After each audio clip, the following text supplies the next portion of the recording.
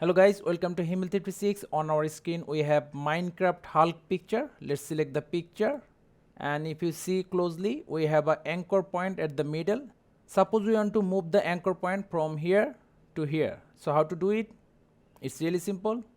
Go to the toolbar, select the anchor point tool or press on Y. Now just left click on the anchor point and move it. Now suppose we want to move the object to the anchor point as a center. So how? Just double click on here. See? Now the last tips, how to center the anchor point to our object. It's really simple. Select the object, hold Ctrl, then double click on the icon. It's on the center. So guys, that's how easily we can move the anchor point around the object. So thank you guys for watching. Have a good day.